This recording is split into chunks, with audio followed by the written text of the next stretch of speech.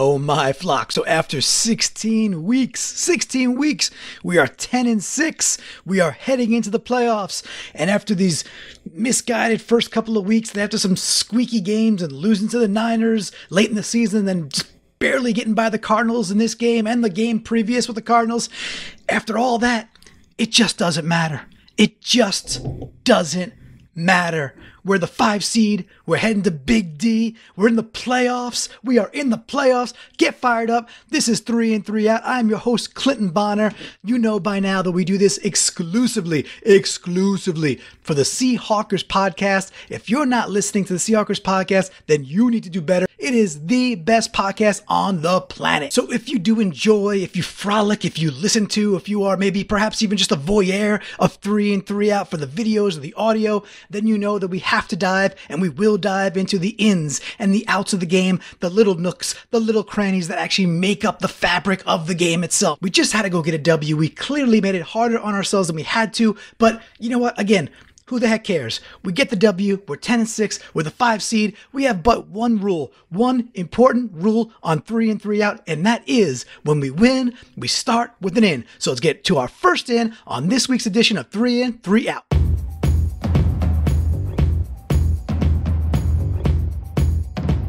All right, flock. So as you probably know, I keep my ledger, my handy dandy Seahawks notebook, and I keep a good side and a bad side, a naughty and nice. It's still the holiday season. And by the way, Merry New Year to all the flockers out there. Enjoy the new year. Let's go win some games. Let's go make a run, shall we? So we're starting with an in.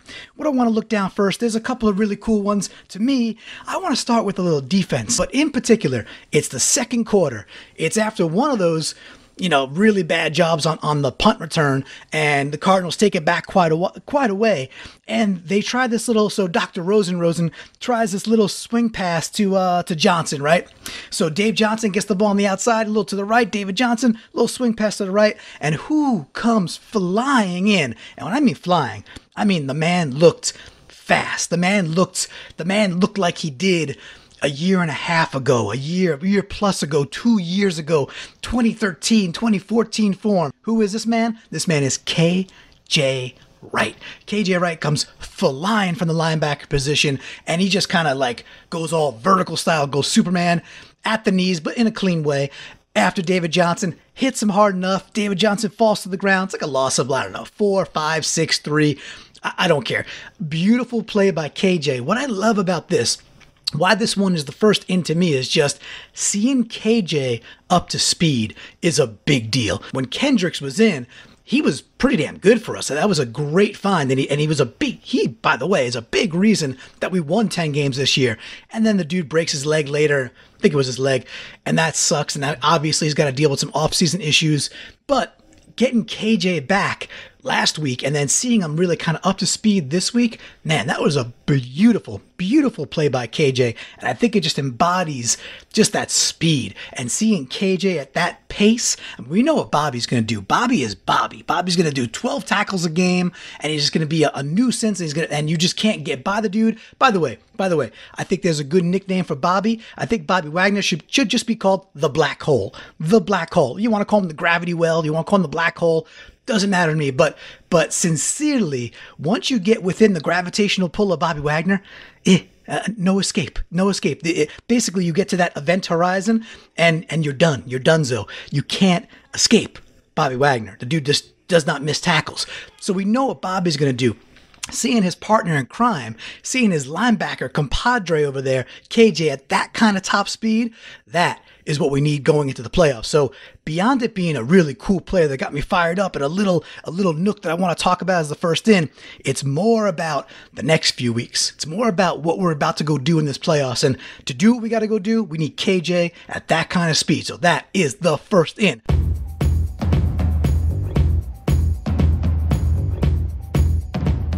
All right, hopping on over to an out, the negative side of the ledger. We got the sober yin and the raging yang. Of course, there's all this balance out there. It's a beautiful thing. But sometimes these outs, they're not a beautiful thing. They're just not a beautiful thing. So there were a couple. This game was kind of just annoying, right? This game was annoying. I actually never felt at any time too concerned. I was never like, we're not going to win this game. At every single moment, I was like, we're going to pull this out somehow, some way. And we did. But it wasn't about that. It was about, can we get this done with by halftime? Can we get it done with by, the end of 3 quarters so we don't have to win the game in the 4th quarter? No, we couldn't. Whatever, we get the W. And again, it just doesn't matter because we're the 5 seed. However, we do have some outs to talk about. Flocktimus Prime pointed this out, and it was one that I wrote down on my ledger too. So it's one of those things where the stars align. If folks in the flock are talking about it and it's in my ledger, I'm like, well, you know what? Kind of proof is in the pudding. 50 million flockers can't be wrong. I did not enjoy the play of our gunners, specifically Nico Thorpe. 14-10 game, late quarter 2. Farrell Cooper catches another punt, and blammo, like Thorpe just doesn't break down. Now listen, that is a tough gig. So I get that. Nico Thorpe has been really good for this team for a number of years, doing a lot of dirty work. I mean, being the gunner and then playing backup corner when he has to. And by the way, when he has to play corner, the dude's played okay. So not taking that away from Nico. But in this instance, there was he just didn't break down in time. Farrow escapes. He's able to take it to the right side, take it up and get like 40-something yards. This just kept happening over and over again. And it's just one of these things where, again, all these ins and outs some of them are about the game for sure. And I really dislike that play from Thorpe as the gunner there. It's just about the postseason. It's all about the postseason now. And it's like, man, we can't see those things happen. Where in years past, I felt like our gunners and our punt coverage has been stellar. It's just not there this year. It is not there. So the out, let's do it quick. The out goes to Nico in that 2nd quarter. Nico, I love you, man. Clean that up heading into Big D, and let's go win that game. All right, over to another end.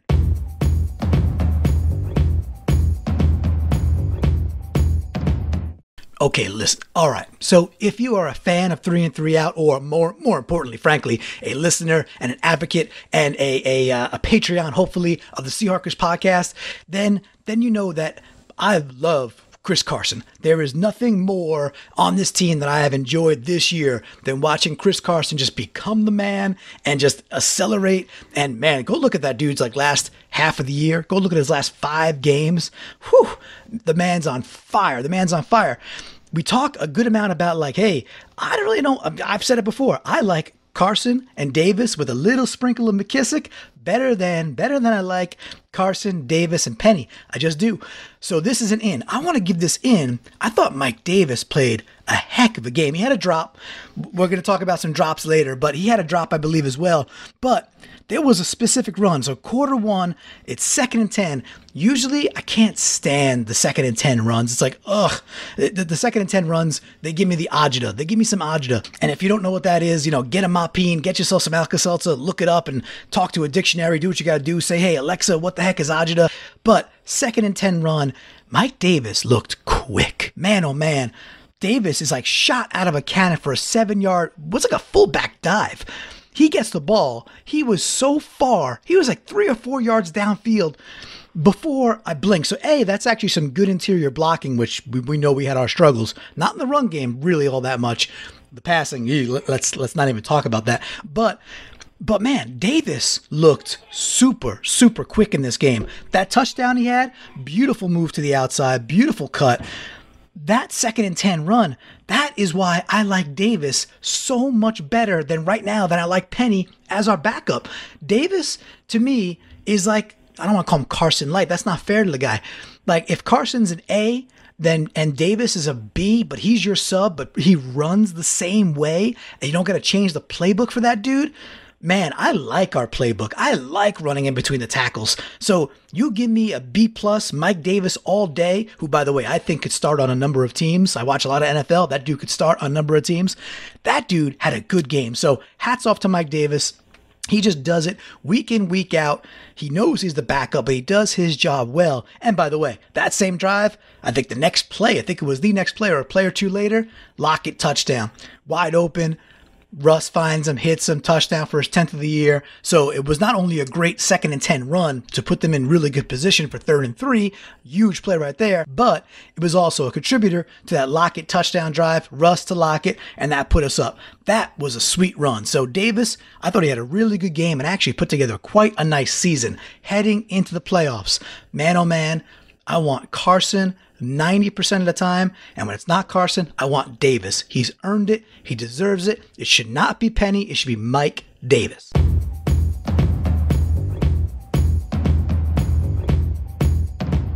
All right, so for this next out, listen, I'm not diving into the offensive line. That offensive line is the reason we lost week 1 and week 2.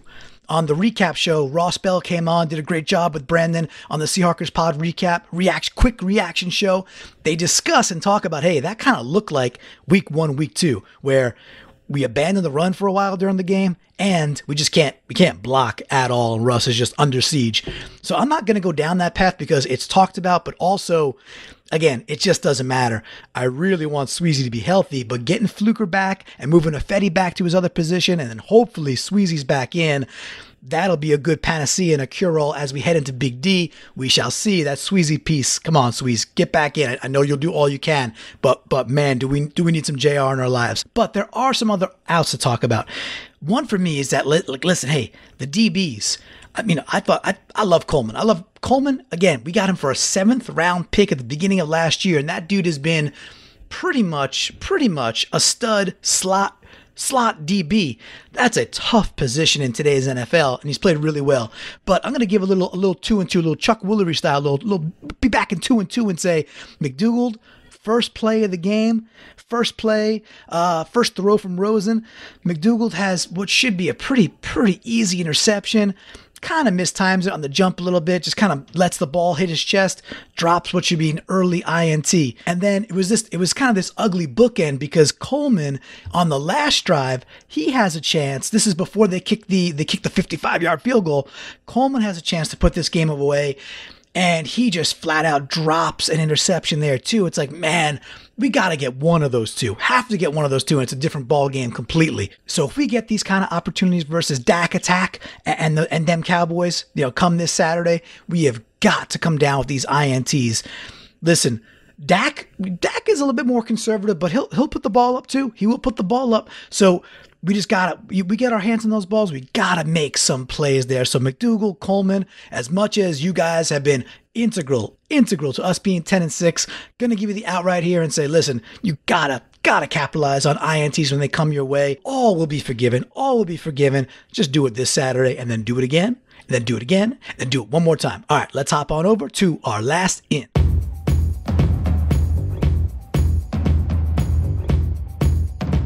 So before we dive into what is this last little cranny here, do want to give a shout out. Frank the Tank was at 14 sacks. Jaron Reed, 10.5 sacks. Before the year started, and really through the first couple of weeks, we're like, where are we going to get a pass rush? Where is this going to come from? And then you add in Jefferson, you add in Mount Ed, and all of a sudden, we're consistently just getting off the ball a bit better. Now I understand, Arizona. Arizona's not world beaters. I get it, but I think we had 6 sacks. Getting 6 sacks is getting 6 sacks. So congrats to Frank. Congrats, man. Jaron Reed, probably the biggest surprise of the whole year. Double digits for him. Huge, amazing. It's not an in. We're not going to talk about it as an in, but it is deserving of the cumulative 16-game. Holy shnikes, good work. So, but for the last in, I want to listen, I've been going back to this guy. It seems like every time I take a ledger, I'm like, he's not out there that much. But game in, game out, I'm like, man, the more I see of this dude, I like Akeem King. Akeem King is making some big plays, specifically on this one. 2nd and 10, late in the third quarter. We're up 21-13 at this point. And Johnson gets a little handoff to the right side. It's quite well blocked, right? So he bounces out to the right side. And there's 2 things happening here. Hill, the funny part is, and I mentioned this on the Seahawkers Pod Ring of Honor, I was like, you know what? Hill made this tackle, but Akeem King made the play.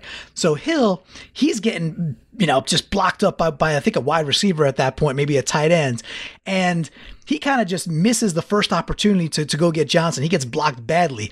But Akeem King, he just, first of all, stands up his dude. I'd have to go back and look and see if it was Larry Fitz or not, or just somebody else. But Akeem King, he stands his wide receiver up, stands that dude up, and just basically sheds him and just protects any other room to the outside that David Johnson possibly could have had. Does such a good job that Johnson has to make a cut that wasn't the ideal cut for him to take, and then Hill is there. He's able to crash down and make the tackle. This is a small thing. I get it. But if you have a chance, go back and watch that again. It's late third quarter. It's 2nd and 10, so you can tag it that way. We're up 21-13 at that point. And just go watch that play. That is a beautiful job by Akeem King right there. That's going to be the last in. And then, oh, by the way, I'll give a little sidecar in.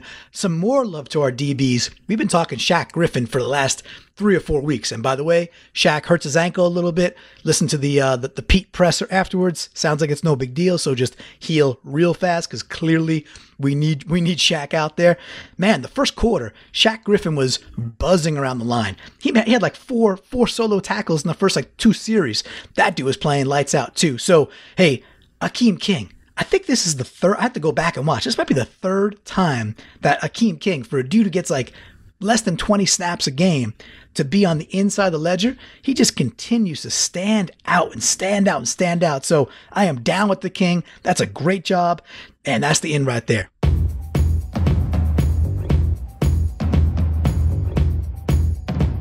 All right. And as far as the last out goes, there are myriad things we could go into.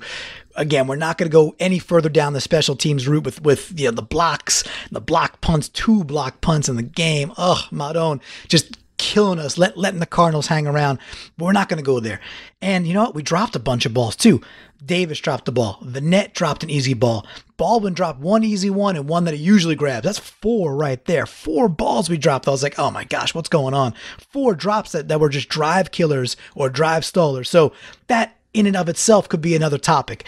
I want to talk about, I don't want to pick on the dude, but I feel like David Moore's had a good year for us. Obviously, he's had some of the biggest plays of the year, right? What was that 4th and 3 play versus the Panthers?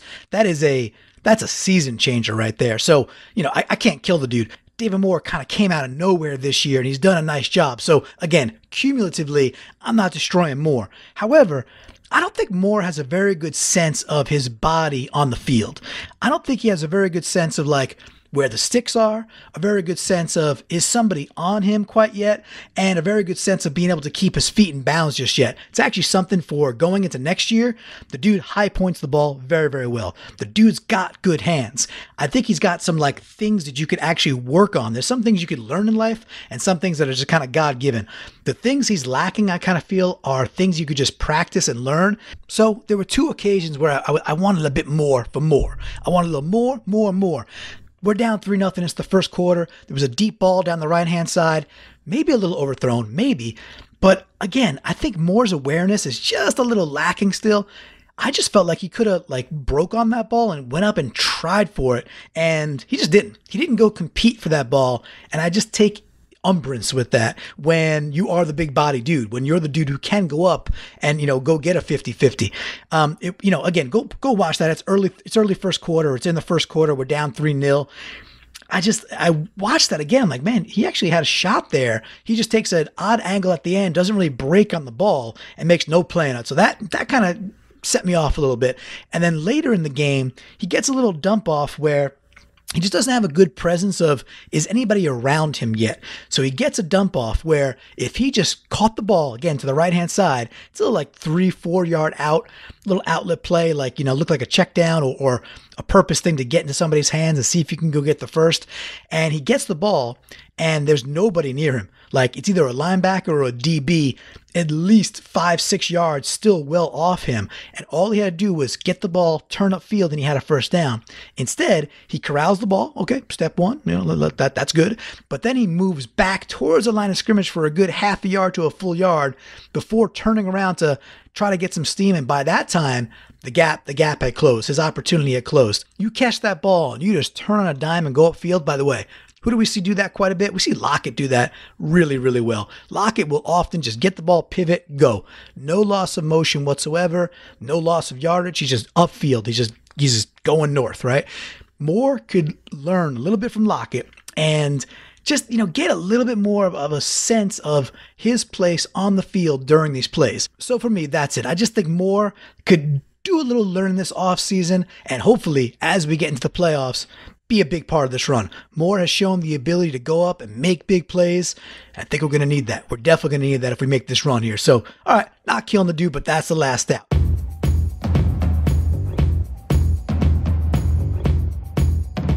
Okay, so if you don't know, now you know. Now you got to know that 3 and 3 Out again. I'm Clinton Bonner. 3 and 3 Out is created and written and performed and distributed exclusively for the Seahawkers podcast. Where's it at? Right there. The Seahawkers podcast. That is the pod to listen to. I love it. Now listen, there is this great group of folks that every single week we get to watch the game together. It's the Seahawkers pod, Ring of Honor on Facebook.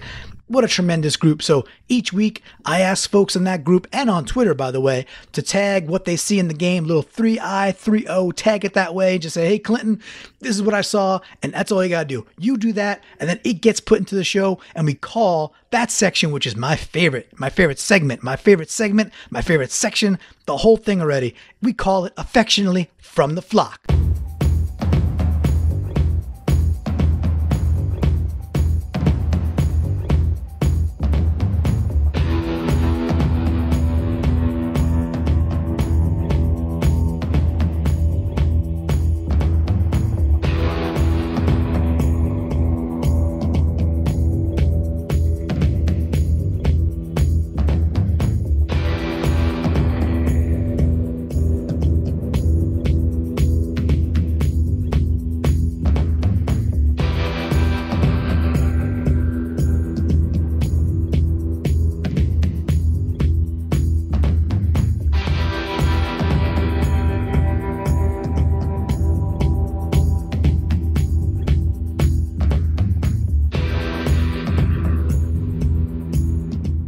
All right, Flock. So as we head into the new season, right? The most important season, into the playoffs. We're in the playoffs. As we go into Big D, I'm not one of these that's sitting there going like, oh, this is an easy matchup and we're going to just steamroll the Cowboys. Number one, I think the Cowboys are a pretty good team. Number two, we don't really steamroll anybody.